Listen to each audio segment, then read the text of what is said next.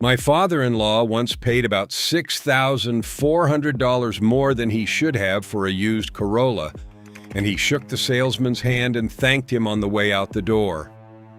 That's the part that still bothers me. He wasn't robbed at gunpoint. He was robbed with a smile, a clipboard, and a free cup of coffee.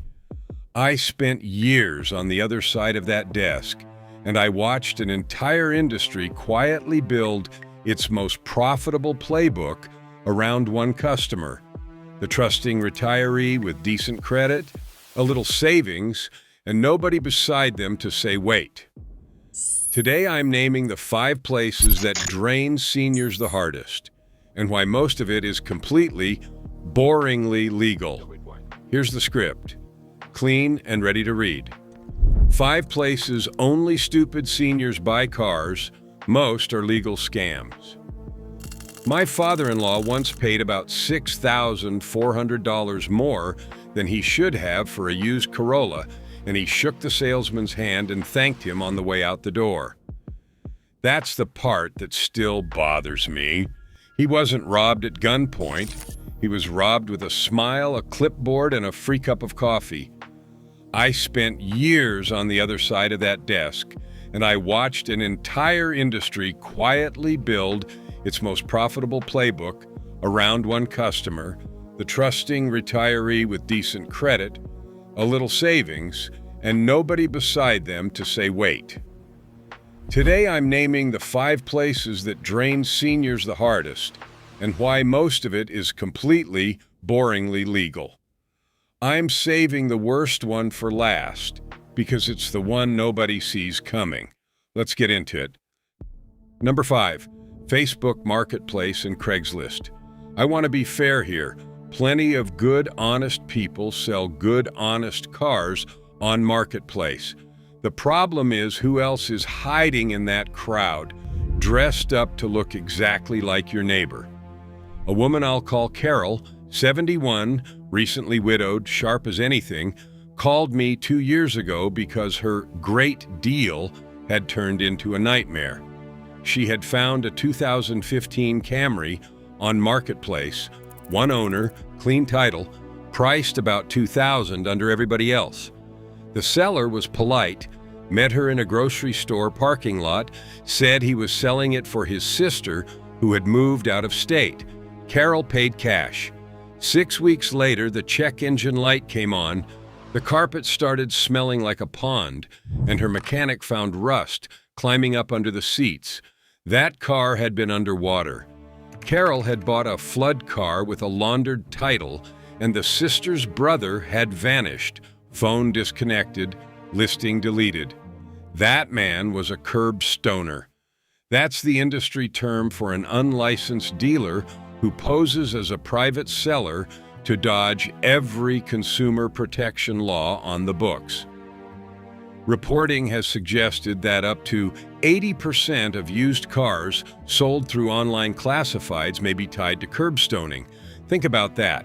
When you buy from a licensed dealer, they are legally required to disclose known defects. A curb stoner isn't required to disclose anything, and they know it. That's the entire reason they're pretending to be a private party in a parking lot instead of standing on a lot with a license on the wall. Here's what these people run on seniors, specifically. Title washing. They take a car that was totaled in a flood or a wreck, move the paperwork through a state with looser disclosure rules, and it comes out the other side with a title that reads clean. Odometer fraud, which the federal government estimates costs Americans over $1 billion a year. They roll the miles back and inflate the price. And the nastiest one, fake escrow. A scammer posts a car that doesn't exist, invents an official-looking payment website, and asks for a deposit before you've seen it. One man in California thought he was buying from a dealership in Indiana. He was out $82,000 before he learned the car and the dealership never existed. So how do you not become Carol? 3 rules. 1. If the seller wants to meet in a parking lot instead of at a home or a business, That's a flag, not a convenience. 2. Copy their phone number and paste it into Google. If the same number is attached to 5 other car listings, you're not talking to a private owner, you're talking to a curbstoner. And 3. Never, ever send money before an independent mechanic has put that car on a lift. A $100 inspection is the cheapest insurance you will ever buy. But Marketplace at least gives you the option to walk away with your wallet intact. This next place is designed so that once you drive off, you're financially trapped for years. Number 4, the no credit check, buy here, pay here lot. You've seen the signs. No credit? No problem. Your job is your credit. Everybody drives. They're brightly colored, they're friendly, and for a senior on a fixed income who is worried about their credit score, they feel like the one place that won't judge them. That warmth is the bait. At a buy here, pay here lot, the dealership sells you the car and finances it themselves. You don't pay a bank, you pay them, often weekly, often in person, sometimes in cash. And here's the number that should make you slam the brakes. The Consumer Financial Protection Bureau found that subprime borrowers at these lots typically pay interest around 15 to 20%, and independent reporting puts many buy here, pay here contracts between 18 and 29%. Compare that to roughly 10% for a subprime borrower at a bank and low single digits at a credit union. Now here's the detail that ought to be a crime and isn't. The Consumer Financial Protection Bureau looked closely and found that a lot of these borrowers weren't actually riskier customers. They were charged more anyway. An average borrower posing the same default risk might get 9% at a bank and 13% at a buy here, pay here lot for the very same risk. You're not paying more because you're dangerous. You're paying more because they've decided you won't shop around. And it gets darker. Many of these contracts consider you in default if you're a single day late. A lot of these cars come with a GPS tracker and a kill switch, a device that lets the dealer remotely disable your vehicle the moment you miss a payment. Picture a 74-year-old woman walking out to a car that simply won't start because a payment posted a day late, and now she can't get to the pharmacy or the doctor. That's not a horror story I made up. That's a documented business practice. And these loans are so brutal that in one industry study, more than 1 in 3 borrowers defaulted, meaning a third of the people who walked onto those lots eventually lost the car and everything they'd paid into it. If someone in your life is being pushed toward one of these lots, hear me. A credit union will almost always beat them, even for bad credit, even with no credit. Get pre-approved somewhere real before you ever set foot on a lot that advertises on a bus bench. Number 3, rent to own and lease here, pay here car lots. This one is the buy here, pay here lot's uglier cousin, and it's engineered to sound gentle. You're not buying, you're just leasing until you own it. Low weekly payments, no big commitment. To a retiree who doesn't want a scary long loan, just a small weekly payment sounds responsible. It's the opposite. Here's the trap. On a rent-to-own car, you don't actually own anything until the very last payment clears. You could pay faithfully for a year and a half, hit a rough month, miss a payment or two, and they can repossess the car and you walk away with nothing. Not a partial refund, not equity, nothing. Every dollar you put in evaporates and they get the car back to rent to the next person. I had a retired gentleman come to me for a second opinion on one of these deals. He was proud of it. Only $90 a week, and it's mine at the end. I sat down and did the math with him on a napkin. $90 a week is over $4,600 a year, and his contract ran nearly 3 years. He was going to pay north of $13,000 for a car that was worth maybe $5,000 on a good day. And if he stumbled even once near the finish line, he'd lose the car and the $10,000 he'd already sunk into it. He went quiet for a long time. Then he asked the question I hear most from seniors in that chair. Why is this even allowed? Because it's structured as a lease, it slips through a lot of the rules that govern actual auto loans. It's legal. That's exactly why it's dangerous. If a place is more interested in your weekly payment than your total price, if nobody will give you a straight, out-the-door number for what the car actually costs, you are being managed, not helped. Now, everything so far has been the seedy end of town.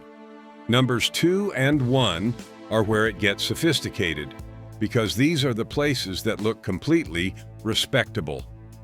And if this is opening your eyes even a little, do me a favor and hit subscribe, because number 2 happens at dealerships you've seen advertised your whole life, and number 1 is the room where the real money quietly disappears. Number 2, the everybody rides TV and radio mega dealer. You know the ads, the loud ones. The owner in a cowboy hat or a cape yelling that this weekend only, everything must go, credit forgiven, seniors welcome, huge savings. Those advertised prices are the hook.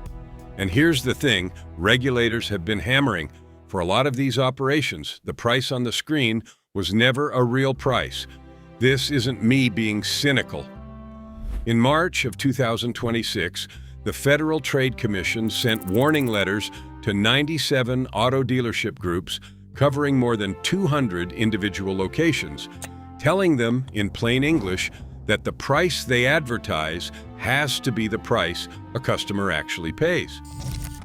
No mystery mandatory fees appearing at the end. No discount that only 3 people on Earth qualify for. No, that price requires our financing games. And these aren't hypotheticals. The FTC has gone after real dealers for exactly this.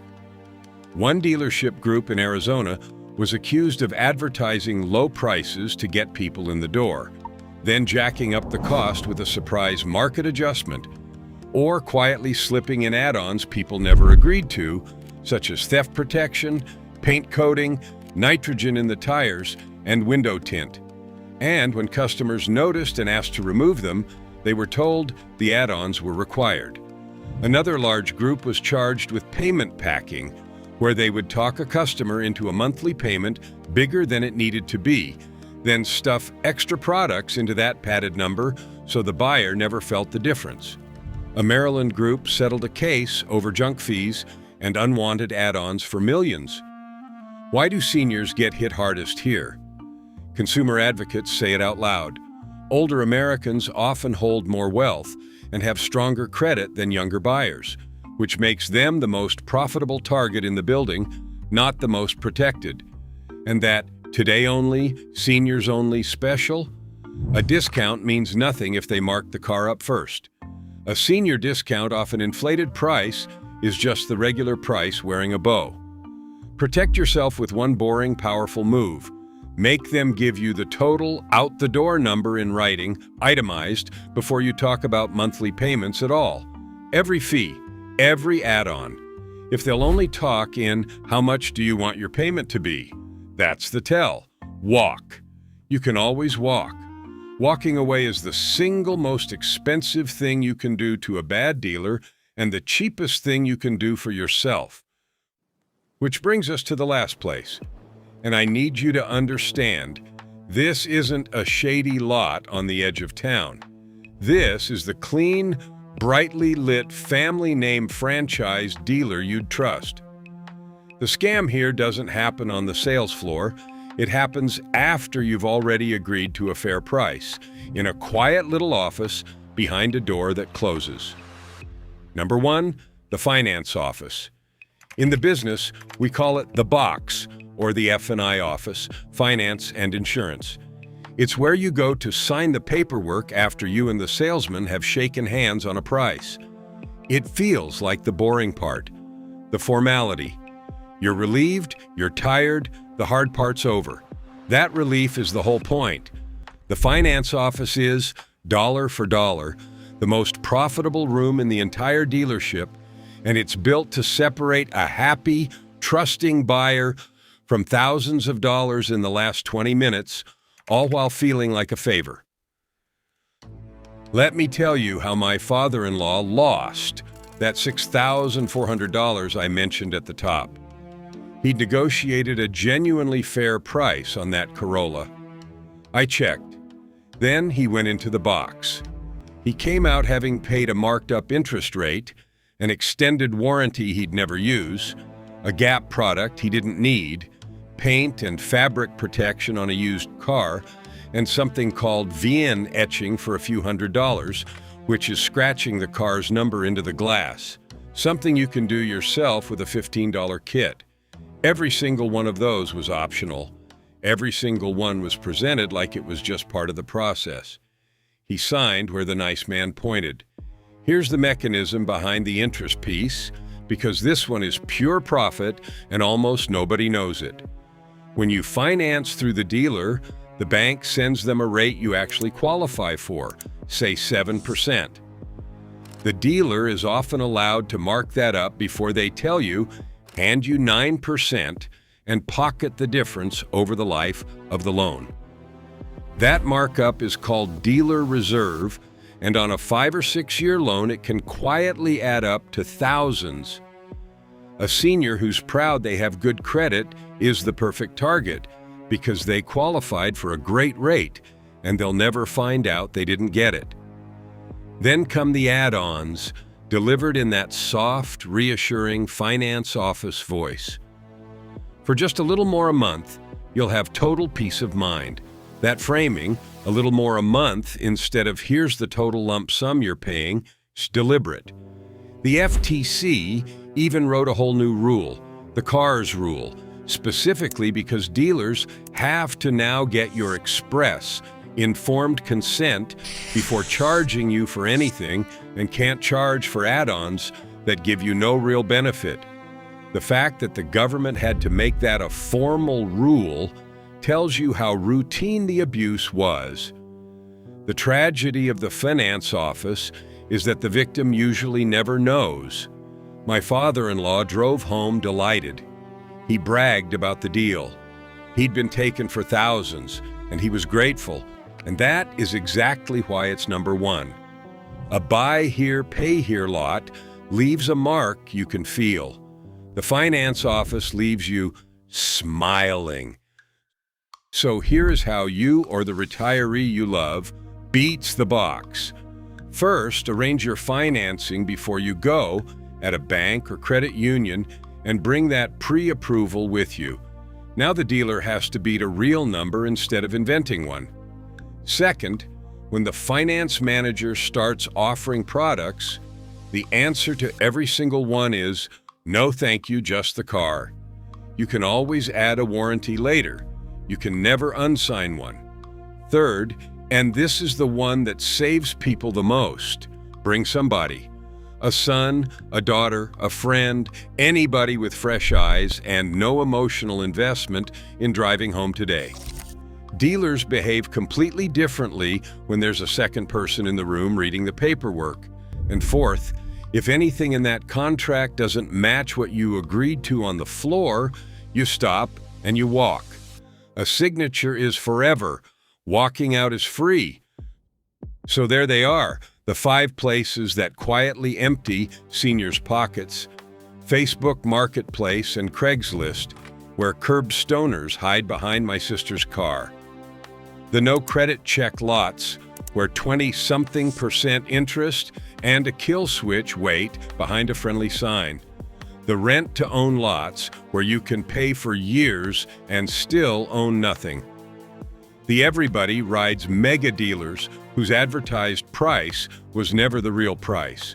And the finance office, the clean, respectable room where good credit and good manners get punished the hardest.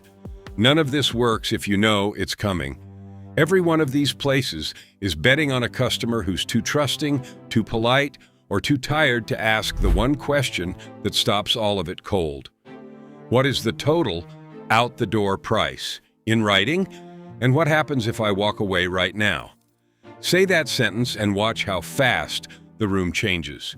If you've got a parent, a grandparent, or a neighbor who's about to go car shopping, this is the video to send them. It might be worth $6,000 to somebody you love. And if you want to know exactly which questions to ask in the finance office to shut down every single one of these tricks in under 2 minutes, I made a whole video on that. It's right here, and it's the one I wish my father-in-law had seen. Take your time, bring somebody with you, and never be afraid to walk. The right car will still be there tomorrow, and so will your money. I'll see you in the next one. That lands right around 3,000 words. A couple of notes so you can tune it. The persona is a former finance office insider, which gives you authority for the legal scam reveals. Swap in your real background if it's different. And if you want, I can make it record ready with pacing marks, punch up any single section, or make the stupid seniors framing slightly harder or softer depending on your channel's tone.